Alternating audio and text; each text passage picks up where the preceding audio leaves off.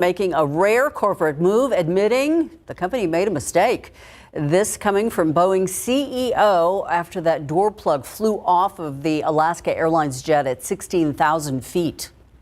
We're going to approach this, number one, acknowledging our mistake. We are going to approach it with 100% and complete transparency every step of the way. Last Friday, the terrifying incident forced an emergency landing shortly after takeoff from Portland. 177 people on board when part of the plane's fuselage broke loose. It left a gaping hole on the side of the plane. Boeing says they're now working with the NTSB and FAA to make sure it never happens again. During a staff meeting, the CEO of Boeing acknowledged a mistake by the company, but it's unclear if the CEO specified exactly what went wrong here. The company revised its final inspection protocols for the FAA for those 171 grounded MAX 9 jets that have door plugs. The FAA says that they will remain grounded for now. Justin mentioned this a few minutes ago. Northeast preparing for more rain and snow after an expansive storm already battered a large swath of the eastern coast on Tuesday.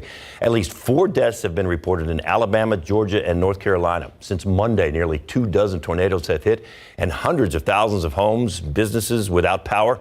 CNN's Derek Van Dam wraps up the latest from the storm system. Severe winter storms impacted much of the eastern United States on Tuesday, bringing power outages, heavy rainfall, and high winds to millions. Is everyone okay? Multiple tornadoes swept through Florida's panhandle, leveling homes and businesses. In Panama City Beach, tornadoes left a trail of destruction, twisted metal, and a reminder how brutal storms can be. This home, seen tilting, was knocked off its foundation due to the severe winds. Florida Governor Ron DeSantis declaring a state of emergency for 49 of the state's 67 counties. We have the resources needed to help impacted counties and impacted Floridians. In the Northeast, widespread rainfall fueling flooding fears. So I urge all residents to use extreme caution. We're preparing for the worst. Since Monday, heavy rain, high winds, and tornadoes have been reported across the southern and eastern United States, causing various weather impacts. These storms have knocked out power to hundreds of thousands of people in the south and northeast, and also caused major disruptions to air travel across the country. On Tuesday, FlightAware reported more than 2,200 flights were canceled and more than 23,000 flights delayed nationwide. As the storms pass through, the time for cleaning up begins in many of these communities. In Bamberg, South Carolina, police rope off parts of downtown as emergency crews assess the damage caused by a possible tornado. And in Cottonwood, Alabama, residents begin to pick up the pieces, neighbor helping neighbor. We got to help each other. I mean, I haven't seen anything like this. Once again, conditions in the Northeast expected to improve throughout the day, but another storm could follow on Friday and into the weekend, impacting many of those same areas again. And I assume that that's got something to do with what we're going to face on Sunday night, Monday morning. It's true. It's all part of the same system. And you guys are football fans. I was just looking at the forecast for the game for the Chiefs and Dolphins. Oh, yeah? In Kansas City. Wind chills -10 to -15. Wow. Makes you wonder if the Miami Dolphins are ready for that kind of weather. Ooh. Obviously, they don't play in that too often. So those football games are going to be mighty cold, and we're going to feel some of that cold air headed in our direction as well. It was cold this morning. Look at the lows. We got down to 30 in San Antonio, 29 Port SA. So there was a freeze this morning. But again, this is sort of nothing compared to what we're going to see down the line. There were several spots across the area today that did get down to freezing. Uvalde, Eagle Pass, Carrizo Springs, Kerrville, down to 26 this morning. Now it's really nice. We've got sun and the temperatures warming up. 59 at the airport, 60s for New Braunfels and Seguin. Bernie is currently at 57 and Kerrville's at 60. Forecast today, 64 at 2 o'clock, 67 3 p.m. We'll get up to about 68 or so. And just like the last several days, once the sun goes down, the temperatures fall off quickly. We're in the 50s by 7 and 8 o'clock. Calm winds. We'll start to see some clouds build in overnight. There is potential for some fog by tomorrow morning. And then again, we have some wind Friday morning, and those cold temperatures headed our way next week. Another look at that entire forecast for you coming up in just a few minutes. Thank you, Justin. Texas asking the U.S. Supreme Court to reject a White House request to remove that razor wire that's along the southern border. Customs and Border Protection agents stopped removing it last month on the order of a federal appeals court, but that was reversed after the Biden administration made an emergency request. Texas attorneys say that wire is state property and removal undermines security efforts. The House Homeland Security Committee holding its first impeachment hearing for Secretary Alejandro Mayorkas. Republicans have been pushing to impeach the Secretary of Homeland Security over what they call dereliction of duties. They claim he hasn't upheld the country's immigration laws amid the record number of border crossings. Democrats have decried the move as partisan politics. If successful, Mayorkas would be the second ever cabinet official impeached in American history. Officials who work closely with Mayorkas say he doesn't plan to resign. Mayhem, apparently, as House Republicans start the process of holding Hunter Biden in criminal contempt of Congress. The president's son made an unexpected appearance with his lawyers outside of the hearing room at the Capitol. The House Oversight and Judiciary Committees are holding separate markups of the contempt resolution. They both subpoenaed Biden for his testimony as part of the impeachment inquiry into President Joe Biden.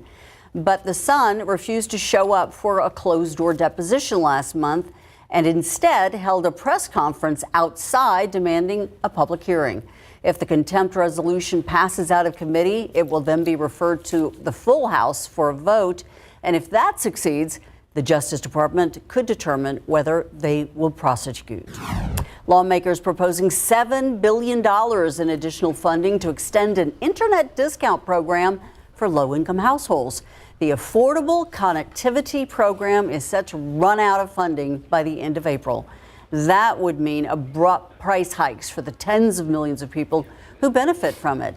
The ACP provides monthly $30 discounts on internet service for low-income households and up to $75 for eligible households that are on tribal lands. Households also qualify if any member of the home participates in another federal aid program like Medicaid or school lunch programs. A federal program aiming to reduce child hunger when school is out is expected to help nearly 21 million kids this summer. It's been a pilot program since 2011, but Congress made it permanent for the 2023 fiscal year. The Summer Electronic Benefit Transfer Program, known as Summer EBT, will provide families with $120 per eligible child over the summer. The money can be used to buy food at grocery stores, farmers markets, or other authorized retailers. Kids who qualify for the free or reduced price school meals program are eligible for the initiative. Nearly $2.5 billion in grocery benefits expected to be distributed this summer. About 36 states, all 5 U.S. territories, and 4 tribes have told the USDA they will participate this summer. Some states, including Nebraska, Iowa, have said they will not join, labeling the program as an outdated pandemic relief measure. The need for organ donors is always there, but right now, kidney donations are especially critical, particularly for U.S. veterans. Still ahead, details on the donor program that caters specifically to veterans.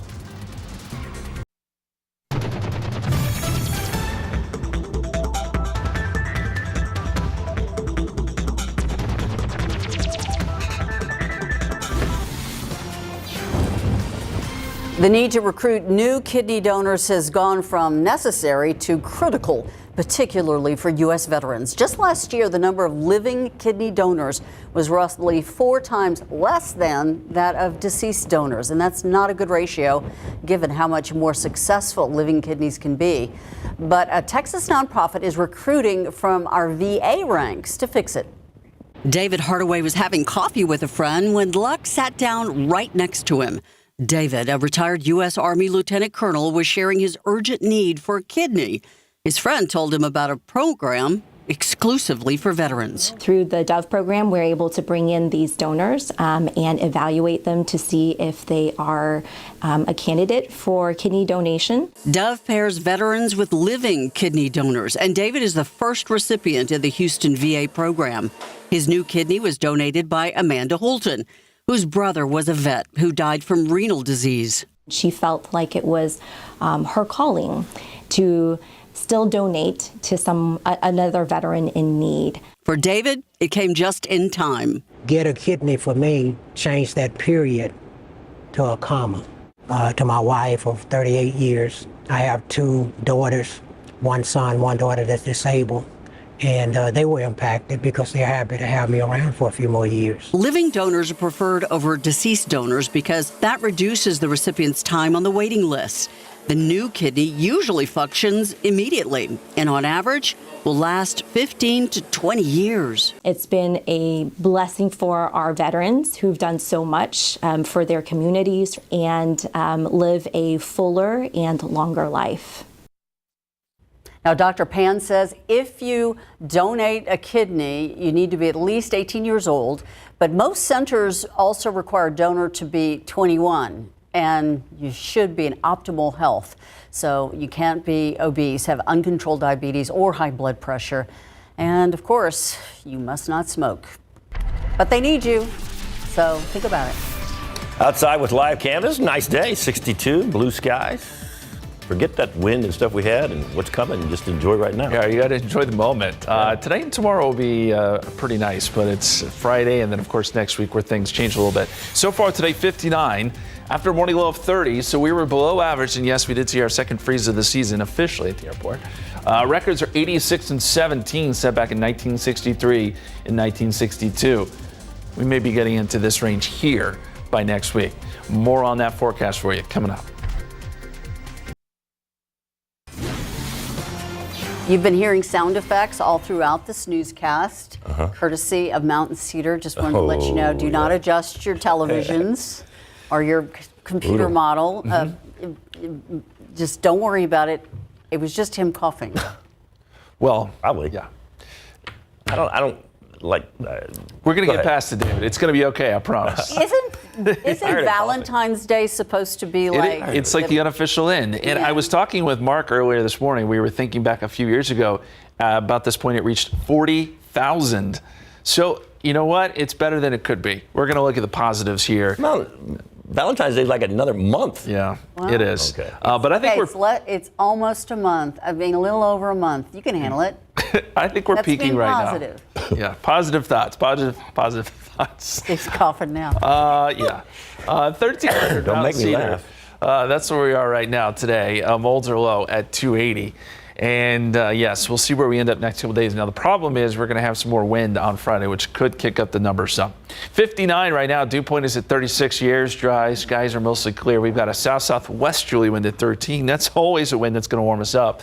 And it certainly is doing so today. After starting off at 30, we're going to rebound all the way to 68 later today. 65 in Kerrville, 70 in Pearsall, 72 Pleasanton. A beautiful day. We'll get some fog tomorrow morning. I do want to let you know about that. Fog will try to work in from the south and east. Could be a little thick, too, in spots, especially around Floresville, Seguin, Nixon, down to Karnes City. Something to watch for the morning commute. And then temperatures. Well, we're up to 72 tomorrow, but then we fall off to 58 on Friday, so that's our first front. We rebound a little bit Saturday and Sunday, 60 to 67, and then boom, the bottom falls out. And here's that second stronger front. That's what it does to high temperatures. These are high temperatures, 34 Monday, 38 Tuesday, 41 Wednesday. Look at lows. So that first front knocks us down to 29 on Saturday. That second front, 23 Monday, 20 on Tuesday. Hard freeze. That's a problem. And it is going to be very, very cold. So here's what we know. Hard freeze Monday and Tuesday. We just talked about that. It will be less than 36 hours below freezing. So this is not 2021. This is not one of those situations where it's going to be, several days and we've got precipitation and all that. No, but it will be cold for a couple of days. We do need to prep pets, plants, people, outdoor pipes in this case. It's cold enough to where we do have to consider that. What about the wintry mix? I've been looking at the models, the new runs, and they continue to want to develop very little. It's a small amount, and I think the window is very small, and that's if we get it at all. But we're watching it. If that's the case, I don't think it will have any big impacts on us. It's mostly going to be the temperatures. If anything changes, we'll certainly let you know.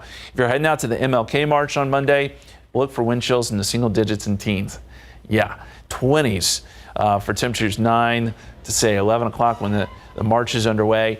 It'll probably take until the afternoon for us to get into the 30s. But it is going to be very chilly. Dress accordingly.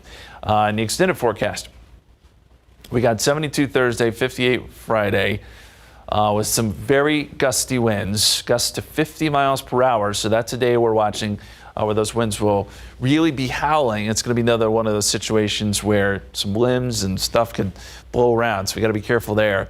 And then the weekend looks good. If you have weekend plans, that front should arrive late on Sunday. And when it does, you'll feel it. Those winds will pick up and the temperatures will plummet almost immediately.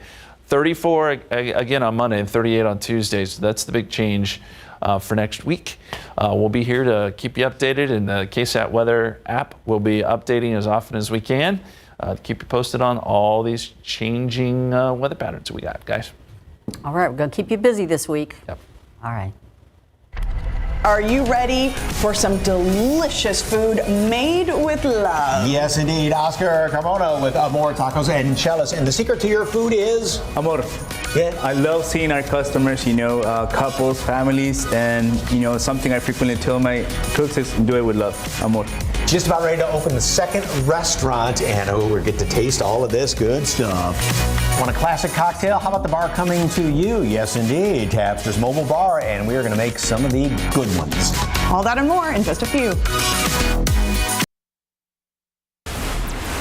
We want to bring you some late-breaking news. This noon, a major break in the case. There is now a third person arrested for the murders of Savannah Soto and Matthew Guerra. Not much information right now, but we are going to live stream the person who is being taken by police on KSAT12. That's set to happen at 1:30 this afternoon. So once again, we will live stream that. So far, police haven't released much information about this person, but we'll find out around 1:30. And of course, that particular case was considered a capital murder over the Christmas holiday. These people were missing on December 22nd, 23rd. They were found on the 26th, I believe, inside a car. Both have been shot in the head. A lot of speculation regarding a father and son who have been arrested in connection to the case, and that there may have been a third person involved in the concealment of the bodies. Much more to come at 1:30. Stay tuned right here on KSAT12 and on KSAT.com. January, National Blood Donor Month, and right now there's a nationwide shortage on the lowest number of people have been giving blood in 20 years. But as ABC's Robin Roberts explains, there's a lot of ways you can get involved and potentially help save a life. An urgent call for blood donations after the American Red Cross announced it's experiencing an emergency blood shortage. Our hospitals are asking for blood at a faster rate than we can replenish it with donations. And over the holidays, we saw a decrease in donations, but we saw an increase in need for blood. This as a number of people donating blood has dropped by more than 40% over the last 20 years. The COVID-19 pandemic alone causing that figure to fall by more than 300,000. A lot of people were used to donating blood at school or at business-related blood drives. The need greater than ever, as every 2 seconds, someone in America needs a blood transfusion. The shortage is the worst for platelets and for red blood cells from people who are type O positive or O negative. 74-year-old Debbie Teichman is one of those highly sought-after donors. With a universal O-negative blood type, she's donated blood 172 times across 40-plus years. I know they need it. It's something I can do, so I choose to do it. The retired teacher from Michigan says donating blood is a simple way for her to contribute to her community. It doesn't cost money. You don't have to be retired. You can do it on your lunch hour. You could do it after work. You could take your friends and family with you. It's really a positive thing. And while the process takes about an hour from start to finish, the effects can last a lifetime.